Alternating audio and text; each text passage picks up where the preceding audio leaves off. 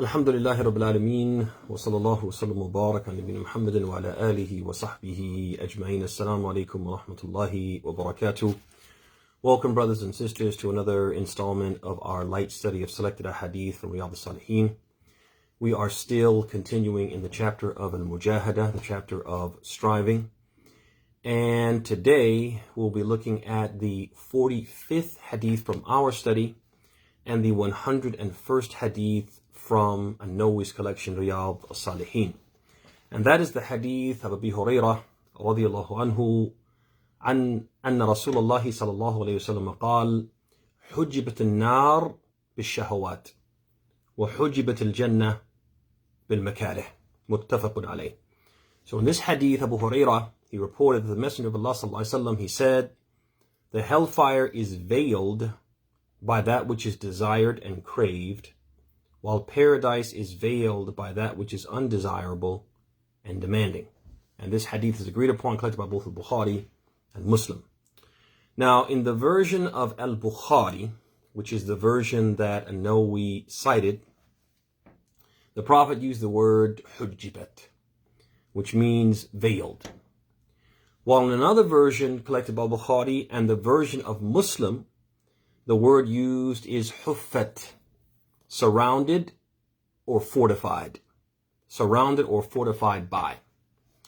Now, each of these wordings, according to An-Nawawi rahimahullah ta'ala, in both Riyadh-us-Salihin and his Sharh of Sahih Muslim, they pretty much convey similar meanings, and the basic meaning that the Prophet is conveying, sallallahu alayhi wasallam, is that basically lying between each and every individual person and paradise or hell respectively is its respective veil or fortification. Hellfire has its veils and its fortifications. Paradise has its veils and its fortifications. If the individual engages in one of either of these two categories of acts, beliefs, behaviors, which are considered the veils or the fortifications of paradise and hell respectively, then that person, he or she, will thereby lift the veil or penetrate the fortification and enter that place. So if he does the deeds that are considered from the veils of hellfire, then he'll lift the veil and enter the hellfire. And if he does the deeds or behaviors which are considered from the veil of the fortifications of paradise, he will lift the veil and enter the paradise. So what is intended, it's important to point out, because he said ash-shahawat, desires, right? Things that are desired and craved. It's important to point out that when the Prophet said shahawat here, he was talking about those impermissible and forbidden things, not the permissible things that we naturally incline toward, enjoy, and we have been allowed to partake of. So all of those are considered shahawat. Candy bars are shahawat. Enjoying a good soccer game with your friends is a shahwa. It's something that's desirable. It's something that's desired and craved. But that wasn't what the Prophet was talking about, the permissible things, the things we're allowed to do. He was talking about the impermissible things that we desire and crave. So the meaning of the hadith, as it relates to the hellfire specifically, is that there are certain things which Allah and His Messenger have outlawed.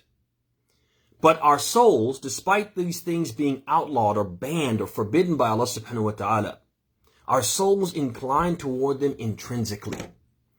When we either do not know the religious ruling related to those things, or we don't thoroughly consider, we know the ruling, but we try not to think about the ruling because we like it so much, because we want it so much, because our soul inclines toward it so strongly, we purposely try not to think about or consider the religious ruling.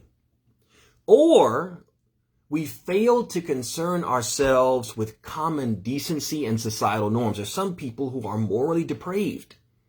And so not only will they do the things that they desire to do which are forbidden, but they'll even do them publicly. Because they don't care about perception. They don't care about moral decency and decorum. They don't care about these things. When people lose that sense of haya, that sense of shyness and embarrassment, when people see them doing the wrong things, then they'll just do those things freely. When these things happen, and we start doing these things, these forbidden things, they are, as the Prophet described them, like veils. They are like fortifications. They are like doors. That on the other side of it is hellfire. And if a person engages in these beliefs or behaviors that constitute the hawajib, the veils of hellfire, or abwab, the doors of hellfire, or the fortifications of hellfire, then that person will end up walking through that door and entering that place, waliyadu billah. So in other words, what the Prophet is saying when he says, hujjibatin nar bishahawat, he says that the hellfire is veiled by that which is craved and desired. What the Prophet is saying is that these things can result in punishment in the hellfire. Basically, beware. Jahid nafsak. Strive against yourself. Strive in earnest to keep yourself from giving in to your nafs al-amara bisu, that part of you that encourages you to do the wrong things. Don't give in to that. Why? Because if you go ahead and lift that veil, you might enter into that evil place, hellfire, waliyadu billah. So basically the Prophet ﷺ is saying that everything which Allah subhanahu wa ta'ala has prohibited and He ﷺ has prohibited is from hawajib, is from the veils of the hellfire. And if we do those things, if we engage in those activities which Allah and His Messenger have forbidden, beliefs or behaviors, then we will actually run the risk of lifting the veil and entering that place. And that includes things like illicit relationships, which our souls naturally incline toward the opposite gender. But we have to control ourselves, rein ourselves in, and not do anything which is illicit. Intoxicants. Some people are inclined toward consuming intoxicants. And so again, they have to rein themselves in and resist that temptation. Why? Because that's a hajib and hawajib and nar. It is a hijab. It is a veil that can lead to the hellfire. Engaging in interest, a riba. Pride and arrogance, being prideful and boastful and braggadocious is another veil. Thievery is another veil. Cheating is another veil. Backbiting, which many of us engage in, and we enjoy talking about people, especially people that we don't particularly like, even if they might be Muslims, unfortunately. We'll engage in eating their flesh, and we'll convince ourselves to make excuses to justify what we're doing. But this is another hajib, or another hijab, I should say, another veil that can lead to the hellfire. And so basically the Prophet is telling us, jahid nafsak, strive against yourself, not to lift these veils, not to engage in these beliefs and behaviors, because they can lead into what? They can cause you to enter into hellfire, cause you to be punished in the hereafter. Then he said, on the other hand, he said, وَحُجِّبَتْ, he said, and paradise is veiled bil-makarih, by things which are undesirable and demanding. So when he says undesirable and demanding specifically, he means the demands of deen, leading a religious life, exerting the energy and effort required to pray on time, as instructed, consistently, and to perform all of the other required and recommended acts of devotion, fasting when we're supposed to fast, making hajj, and spending the money that it will take, if we have the money and the means, spending that money so that we can go for hajj, paying the zakat, paying what we're supposed to pay from what? From awsati amwalina, not from the worst of what we have, not from the best of what we have, paying that zakat, striving against ourselves, almost like the Prophet saying that this mujahada is the price we pay to be from the people of paradise. It also includes, when the Prophet talks about the demands of deen, it also includes things that we don't, things that don't come naturally to us. Things that we kind of have to twist our own arms and force ourselves to do because they don't come naturally, like repressing our anger. Somebody does something to make us upset, to make us angry, and our deen tells us, la taghdab, don't get angry, don't act out. Don't act upon your anger. Control your anger. Don't let it control you. This is not something that comes naturally. When we get angry, the natural instinct is to what? Is to act upon our anger. But the Prophet is saying no, the deen is saying no. So we do this thing even though it doesn't come what? It doesn't come natural. This is from al-makarih, from the demands of deen, or from the things which are not, they're not natural and they're undesirable. Also forgiving and forgetting when you've been wronged. And this is tough for all of us. Most of us struggle with this. Somebody wrongs you, they've wronged you. It's not something where you have misinterpreted their action. You have made a mountain out of a molehill. You have basically made the situation something that's not. No, you have been wronged. Forgiving and forgetting. It's not easy. And so there's another one of the makarih, the things that will get you into Jannah. The veil that if you lift it, it will get you to Jannah. Being charitable. Not the obligatory charity, but beyond that. Being charitable. And being kind to those who have been cruel to you. These are things that don't come naturally. These are things that generally we struggle to do. And the Prophet is telling us, it's part of what he's saying when he says the makarih. This is included in the makarih. It also includes in makarih, it includes patiently bearing the hardship and challenges that are part of life, which is a major pillar of faith. This patience, as-sabru ala aqdarillah al-mu'lima. The patience upon the hardships and calamities which are bitter, which hurt. And this is one of the hardest things to do at certain times, under certain circumstances, and depending on the hardship. It's one of the hardest things to do, but it's part of the makarih. It's part of the undesirable thing that is a veil that if you lift it, it will lead you into paradise. It's from the makarih, from the hawajib, from the veils of paradise, from the fortifications of paradise. And I just want to kind of digress on this for a minute. Brothers and sisters, this reality, the reality of hardships and being patient when you are confronted by hardships, is one of the hardest things to do in the deen, but it's one of the most beloved deeds that we can do in the sight of Allah. And I know that there are probably people out there who are hurting, who are experiencing some type of calamity, because it's the reality of life. Life is not always peaches and cream. It's not always a walk in the park. There's always peaks and valleys. And some of us may be in one of those valleys. One of those valleys could be a person's marriage being in the toilet. Excuse my expression. A person is having some serious domestic issues and the future looks bleak. The situation looks like it's certainly headed for what? For divorce. For the nuclear option. A person loves his kids, but his kids don't love him back. The relationship is non-existent or barely existent. That hurts. It's a calamity. It's something to struggle. Person struggles with unemployment. Person struggles with poverty. They're employed, but they just don't make enough, a living wage to subsist. A person is ill himself, maybe terminally ill or chronically ill, or has a relative, a loved one who is terminally ill or chronically ill. These are all examples, brothers and sisters, of some of the hardships that we all face at certain times in our life.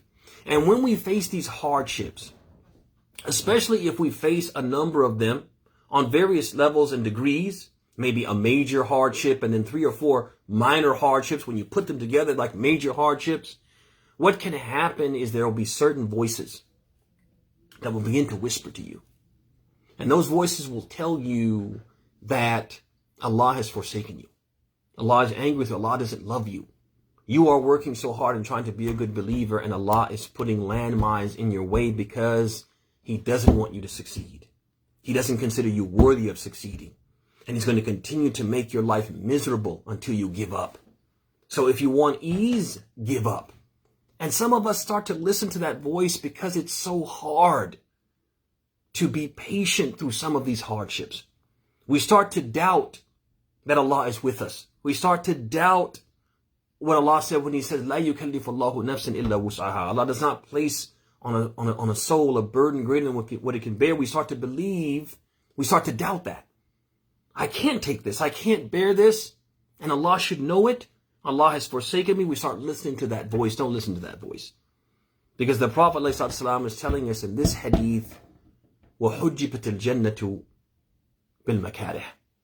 And paradise is surrounded, it is fortified, it is veiled by the hardships, by the difficulties. And so when we're on that path, the path of paradise, it's going to be harder. And that's why the people who struggled the most and experienced the most hardships, in spite of them being the most beloved to Allah, was Al-Anbiya, was the messenger of Allah. As the Prophet ﷺ, he said in the Hadith, he said, the Shadd al-Nasi bala'in Al-Anbiya. He said the people who receive the greatest test, the harshest trials, are the prophets.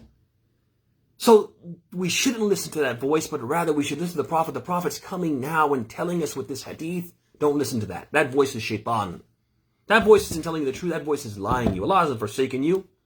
In fact, your hardship could be interpreted as a sign that Allah is actually with you. And you are lifting the veils. If you can just be patient upon the makarih, you are actually lifting the veil that will enter you into what? Into paradise.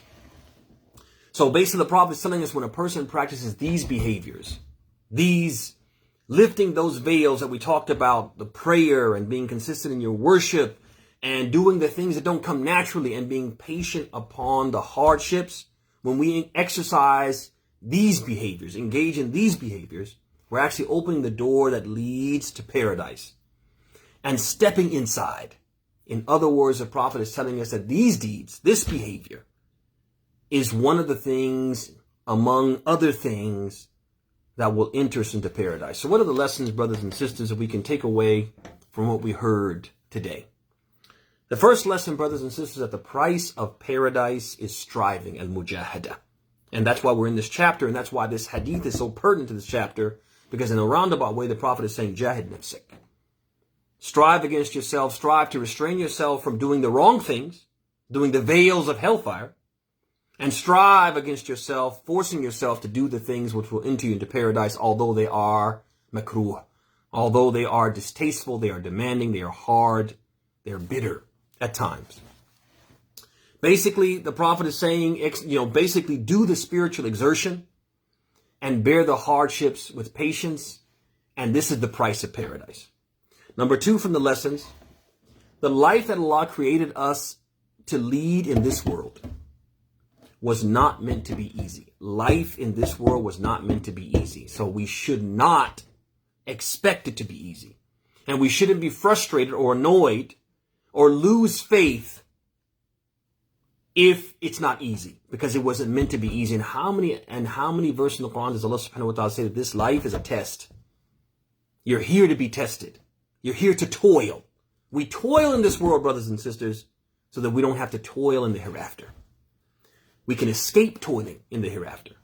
Number three from the lessons, obeying Allah does not come easy. That's why obeying Allah is from the hawajib, from the veils of al-Jannah, of paradise. It doesn't come easy. It's from the makarih. It's something that you have to force yourself to do. It doesn't come easily, but if we condition ourselves to obey Allah and make obeying Him our habit. So at the beginning, when we first, for example, night prayer, it doesn't come easily. It's hard to get up, especially, for example, in the winter and the nights are long. It's hard. Or even the summer when the nights are short and you get less sleep. It's hard to interrupt your sleep in the middle. It's hard to get up and, if for example, in the wintertime, the house is cold and you're under the covers and it's so warm, and you hear that alarm go off at 3 a.m. for tahajjud. It's so easy to, just turn it off and roll over. It's hard to get out of that warm bed, step onto a cold floor, walk into a cold bathroom, make wudu with cold water, and pray. It doesn't come easy, but if we do it, if we make ourselves do it the first time, make ourselves do it the second time, pretty soon it becomes what? It becomes our habit. It becomes a part of our nature, to the point that if we don't do it, we feel guilty. And if a voice inside of us tells us not to do it, we hush that voice up. We refuse to listen to that voice. Why? Because we become accustomed. It's become part of our nature. And also we've developed an affinity for that act of worship, for obeying Allah. So this is the thing. At the beginning, it's difficult, but we have to make this mujahada. As the Prophet is basically telling us in this hadith, and why this hadith is so pertinent to the bab of striving, is because basically the Prophet is saying, strive against yourself, force yourself to obey Allah. It'll come naturally after a while. Fourthly, last but not least from the lessons, hardships and difficulties, brothers and sisters, are not an indication that Allah is angry with us, that He has forsaken us, that He does not love us. To the contrary, bil-aks.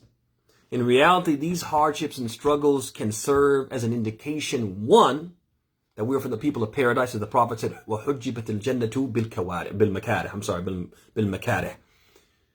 That the veil of paradise, or from the veils of paradise, is what? Is the hardships and the demands. What is hard and demanding, that which is hard and demanding, the demands of deen. So when we have these hardships and struggles, that's an indication that what? We're on the right path. Secondly, it's also an indication that we are from those, not that Allah hates, but rather we're from those that Allah loves. As the Prophet said in the Hadith, Inna Allah idha habba qawman ibtalahum. Indeed, Allah, if He loves a people, He will test them.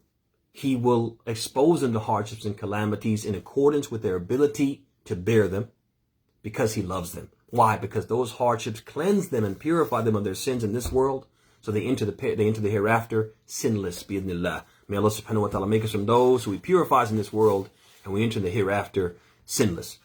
Before closing, brothers and sisters, I want to say that there are quite a few brothers and sisters who, may Allah reward them, have been following this content, have been joining us live when they could, and catching up thereafter with the recorded lectures if they couldn't be with us live.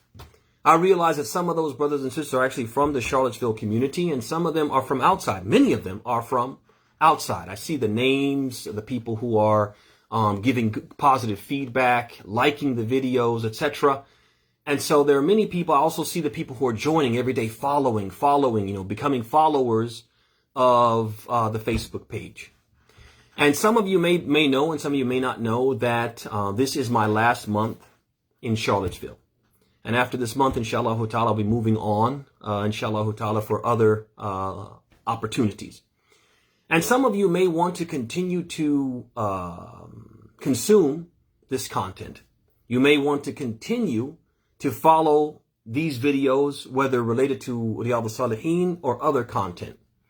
And so, because I won't be on this channel anymore, I want to recommend that you follow a channel on YouTube, my Facebook page, and Instagram that I have created with a group of my colleagues, and it's called AL-ANSARI. And if you look for the YouTube channel specifically under ASAFI, which is spelled A as in apple, S as in Sam, hyphen, S as in Sam, double A as in apple, F as in Frank, I as in India, and Y as in Yankee. If you look for me on YouTube, search for that under YouTube, you'll find the videos of AL-ANSARI, and you'll also be able to link to our Instagram and Facebook pages. And so I just want to encourage those of you who are following the content and want to continue to follow these lectures and other similar lectures to go to that page, subscribe to our YouTube channel, and follow us on Facebook and Instagram, so you can continue to receive this content and other content which we plan to make in the future. So please, brothers and sisters, join us, subscribe, and also spread the word to others that you know. We really appreciate you. We appreciate your support for this programming and other programming. And may Allah subhanahu wa ta'ala reward you for everything that you're doing. As always, may Allah subhanahu wa ta'ala bless you, bless your health, bless your wealth, your spouses, your children, your wives. Bless you and make you blessed wherever you may be. And we ask Allah subhanahu wa ta'ala make us from those who listen to the talk and follow the best of it. And we ask Allah subhanahu wa ta'ala to make us from those who He teaches beneficial knowledge, and He truly allows to benefit from that knowledge by making us from those who put into practice. هذا وصلى الله وسلم وبارك على محمد وعلى آله وصحبه أجمعين. السلام عليكم ورحمة الله وبركاته.